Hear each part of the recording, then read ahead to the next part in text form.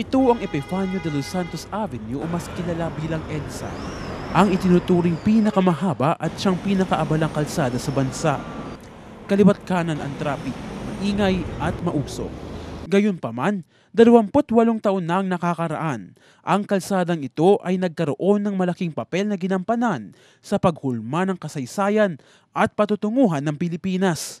28 taon na ang nakakaraan nang maganap sa lugar na ito ang makasaysayang yugto sa kasaysayan ng bansa, ang EDSA People Power Revolution noong 1986.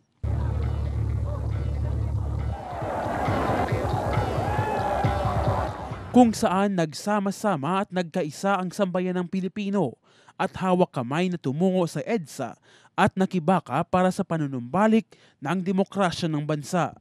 Ika-22 ng Pebrero nang magsimula ang unti-unting pagbubuo sa People Power Revolution. Ito ay nang tumiwalag kay Pangulong Ferdinand Marcos ang mga nooy matataas na opisyal ng militar na sina Defense Minister Juan Ponce Enrile at AFP Vice Chief of Staff Fidel Ramos.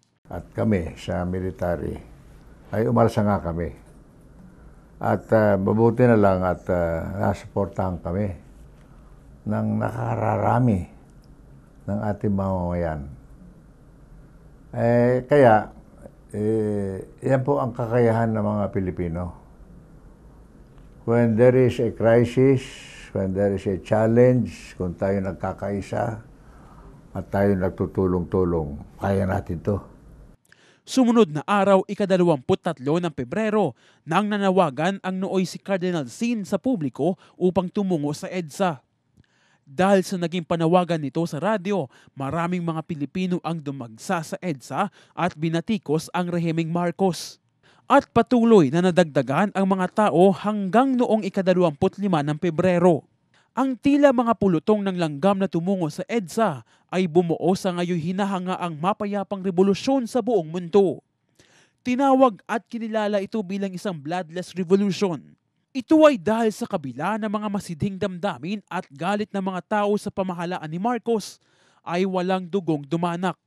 Matapos ang mga naging protesta sa pareho ring araw ng February 25, bumaba na sa pwesto si Pangulong Ferdinand Marcos.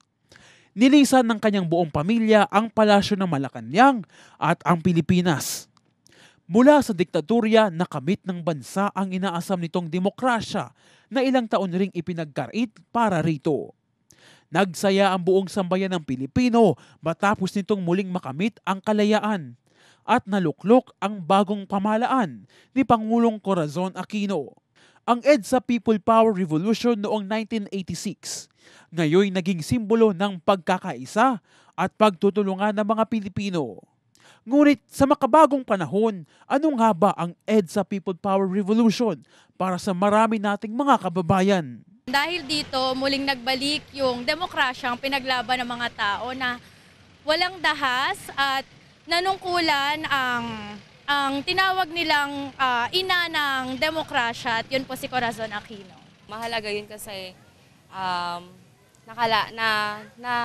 nakamit muli yung kalayaan na mula po dun sa dictatorial na pamamahala. Oo, ang astig po nila. Ang dami pong sumali para po sa kalayaan ng Pilipino. Sa huli, bagamat tinatayang 3 dekada na ang nakakaraan, naway patuloy nating isabuhay ang diwa ng EDSA. Ako po yung kaibigan, Joash Bermejo para sa Newsline.